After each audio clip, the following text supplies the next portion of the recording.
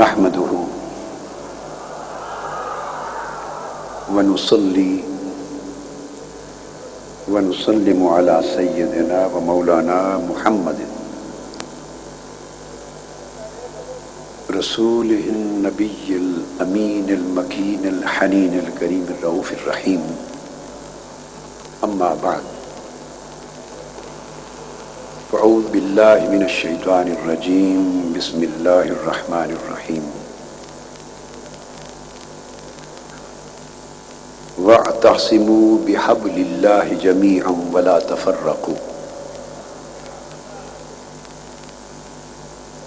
واذكروا نعمة الله عليكم إذ كنتم أعداء فألف بين قلوبكم فأصبحتم بنعمته إخوانا.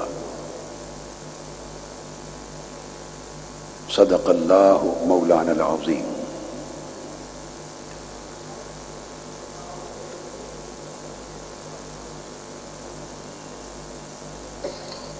محترم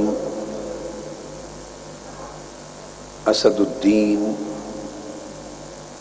اویسی صاحب، صدر مجلس اتحاد المسلمین ہند، محترم مولانا قبول پاشا شتاری صاحب، معتمد صدر مجلس علماء دکن،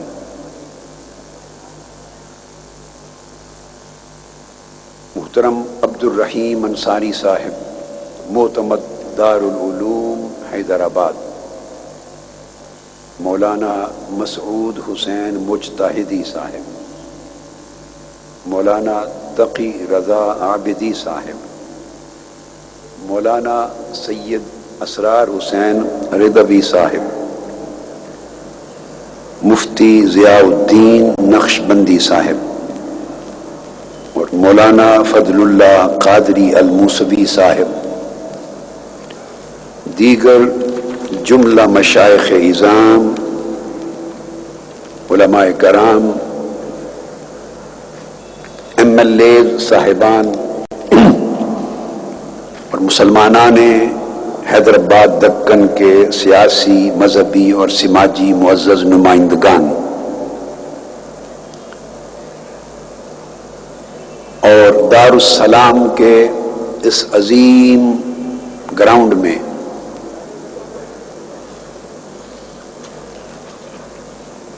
لاکھوں کی تعداد میں جمع ہونے والے عاشقان و غلامان رسول صلی اللہ علیہ وسلم، جملہ فرزندان اسلام، اور منہاج ٹی وی نیٹ ورک، اور آپ کا بھی ہے، اور دیگر جتنے ٹی وی چینلز کے ذریعے ملینز کی تعداد میں پوری دنیا میں آج کی مجلس میں جو لوگ بطریق سماع شریک ہیں، ان سب کو السلام علیکم ورحمۃ اللہ وبرکاتہ۔ اللہ جل مجدہ کا شکر بجا لانے کے بعد میں سب سے پہلے محترم اسد الدین اویسی صاحب کو مبارکباد پیش کرتا ہوں۔ مجلس اتحاد المسلمین کے احیاء کے آج 54 برس ہوئے، اور یہ اس مجلس کا گویا برتھ ڈے ہے۔ اس پر میں مبارکباد بھی دیتا ہوں اور ہمیشہ ان کے لیے خیر و برکت، ترقی اور کامیابی و کامرانی کی دعا بھی کرتا ہوں۔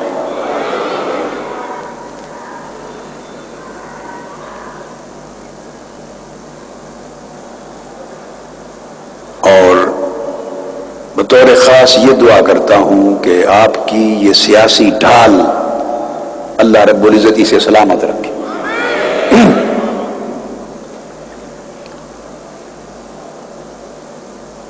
اور آندھرا پردیش، جی یہی نام ہے نا، کہ اس ریاستی حکومت نے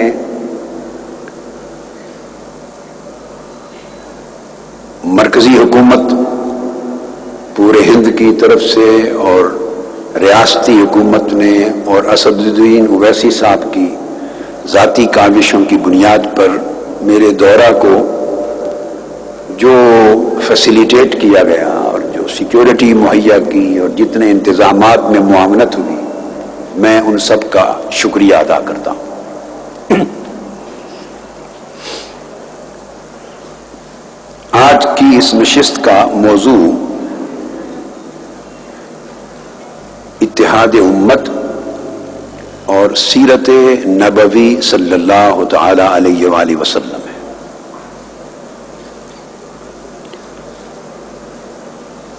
میں اپنی گفتگو کو 3 حصوں میں تقسیم کروں گا انشاءاللہ تعالی۔ پہلا حصہ، اس میں حضور نبی اکرم صلی اللہ علیہ وآلہ وسلم کا حکم کیا ہے، اور وہ حصہ حکم رسول کی اطاعت پر مشتمل، حکم رسول کی اطاعت اور تعمیل کے بیان پر، اور اس حصے کا عنوان اتحاد امت، کہ قرآن و سنت میں حضور نبی اکرم صلی اللہ علیہ وآلہ وسلم نے صریحاً بار بار مسلمانوں کو متحد ہونے اور متحد رہنے اور ایک جسد واحد کی طرح جینے کا حکم فرمایا۔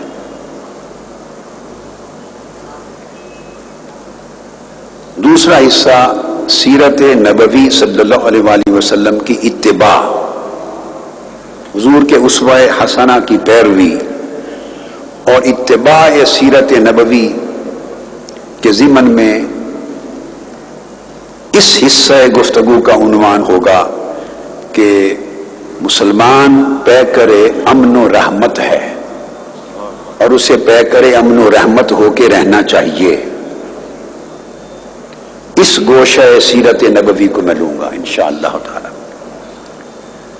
تیسرا حصہ ذات محمدی صلی اللہ علیہ وآلہ وسلم سے مضبوط اور دائمی تعلق کی استواری، اس سیرت طیبہ کی روشنی میں، اور اس دائمی مضبوط تعلق کی استواری کا عنوان حضور علیہ الصلوۃ والسلام کی محبت اور معرفت ہے، جس پر پوری امت مسلمہ ایک ہو کے رہے۔ یہ فاؤنڈیشن سٹون ہے۔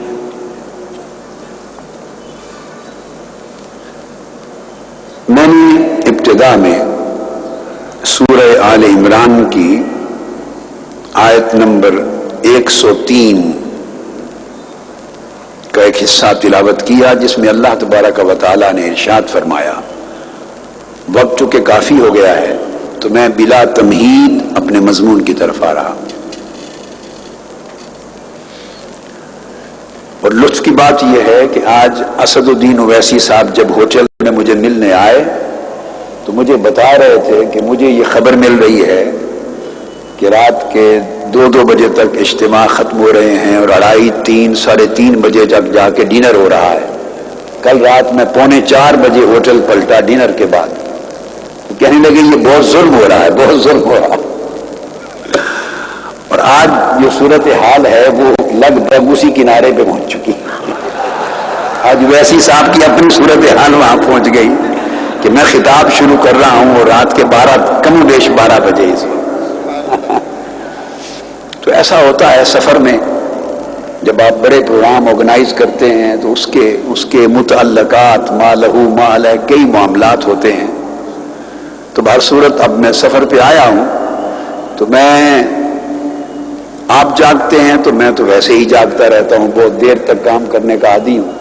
تو انشاءاللہ تعالی میری طبیعت کے لیے یہ جگرتا بوجھل نہیں ہے۔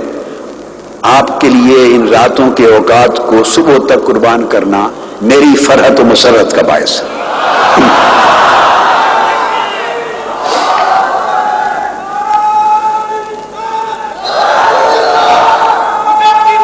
اور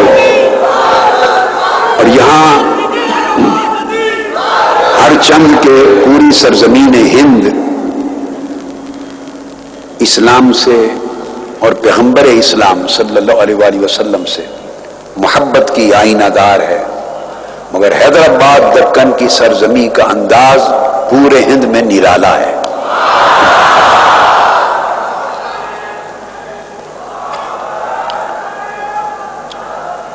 اللہ رب العزت نے ارشاد فرمایا وَاعْتَصِمُوا بِحَبْلِ اللَّهِ جَمِيعًا وَلَا تَفَرَّقُوا۔ اویسی صاحب نے اپنے خطاب میں اتحاد امت کی ضرورت، اس کی اہمیت اور اس کی افادیت پر جو گفتگو کی کہ فرد اگر تنہا رہتا ہے تو اینٹ کی مانند اسے لوگ اپنی ضرورت کے لیے استعمال کر لیتے ہیں، وہ ساری اینٹیں جب یکجا کر دی جاتی ہیں تو مضبوط دیوار میں بدل جاتے ہیں۔ میں ان کی اس بات کو مکمل طور پہ انڈورس کرتا ہوں۔ کسی بھی قوم کی بقا ہمیشہ اتحاد میں ہے اور اس کی موت ہمیشہ افتراق میں ہے۔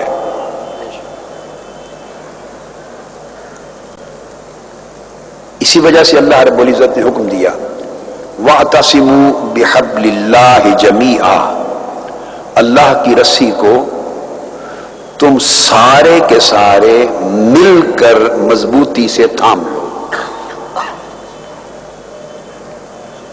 اور پھر اتنی بات پہ اکتفا نہیں کیا، پھر فرمایا وَلَا تَفَرَّقُوا، اور ٹکڑے ٹکڑے نہ ہو جاؤ، پھوٹو نہیں بلکہ جڑو، اور اپنے اندر افتراق اور انتشار پیدا نہ کرو بلکہ اتحاد اور وحدت پیدا کرو۔ پھر حضور علیہ الصلوۃ والسلام کی بعثت سے پہلے جو حالت کفر تھی سرزمین عرب پر، اور بعثت محمدی صلی اللہ علیہ وآلہ وسلم کے بعد جب دور اسلام آ گیا تو دو زمانوں کا موازنہ کیا قرآن مجید نے، بعثت محمدی سے قبل اور بعثت محمدی صلی اللہ علیہ وسلم کے بعد۔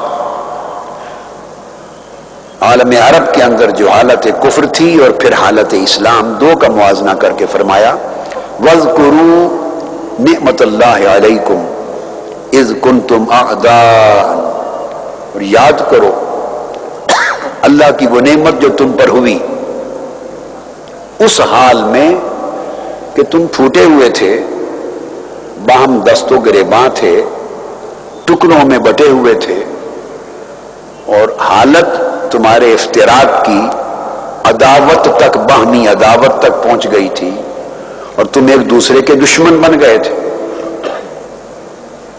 اور چھوٹی چھوٹی بات پر تمہارے مابین فساد ہوتے، قتل و غارت ہوتی، خون خرابہ ہوتا، اور طویل مدت تک انسانوں کے طبقات کے درمیان جنگ رہتی، اور اس جنگ کی نظر پوری نسلیں ہو جاتی۔ اس افتراق کی، انتشار کی، نفرت اور عداوت کی کیفیت کو قرآن مجید نے حالت کفر کے ساتھ تعبیر کیا ہے، اور پھر فرمایا کہ اللہ نے نعمت کیا تھی کہ حضور نبی اکرم صلی اللہ علیہ وآلہ وسلم کو تمہارے اندر مبعوث فرمایا فَأَلَّفَ بَيْنَ قُلُوبِكُمْ، اور اس اللہ نے حضور علیہ الصلوۃ والسلام کے واسطہ اور وسیلہ سے تمہارے دلوں میں باہمی الفت پیدا کر دی، نفرت کو الفت میں بدل دیا اور افتراق کو اتحاد میں بدل دیا۔ فَأَصْبَحْتُمْ بِنِعْمَتِهِ إِخْوَانًا، اور تم جو ایک دوسرے کے دشمن تھے تم باہم بھائی بھائی بن گئے، عداوت کو اخوت میں بدل گئے۔ یہ آقا علیہ السلام کی بعثت اور آمد کا فیض ملا۔